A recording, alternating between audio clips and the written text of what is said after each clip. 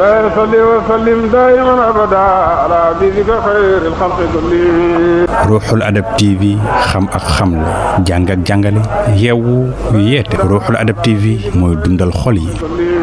li ñëpp seede rek jullit xaqan la waaw ku am njëriñ la ku ma saloon kenn waaw loolu mën na seede ci moom waaw ñun nga am ko ba léegi ñii bëgg a ñibbi waaye mën nañoo tam moo ñu tëyoon moo ñu doon xaar ñi wax inna lillahi wa inna ilayhi raji'un waaye amul lu mu ragal ci kanamam yàlla na ko yàlla sàmmal kanamam sàmmal ko gannaawam yal na yàlla ànd ak moom dafal ko li mu bëgg des ak njabootam ak ñun dafal ñu li mu bëgg yàlla doy na yàlla nañ ko doyloo salaamaaleykum wa rahmatullahi salaam amul ko xamul ci moom lu baax kii nii seq naa moom lu nekk mu ngi ko seedeel ki gëm yàlla ak sidq maanaam dëggu ak kóolute waaw moom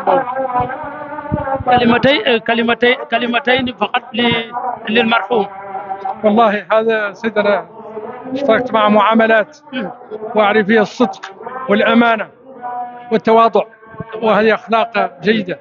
نسال الله تبارك وتعالى ان يرحمه ويجعله في اعلى عليين من جبال سيد المرسلين صلى الله عليه وسلم. بارك الله فيك.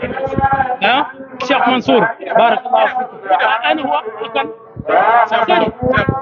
لا يصلي وسلم دائما أبدا على حبيبك خير الخلق كلهم. Ruuxul Adab TV xam ak xamle jàng ak jàngale yeewu yeete Ruuxul Adab TV mooy dundal xol yi.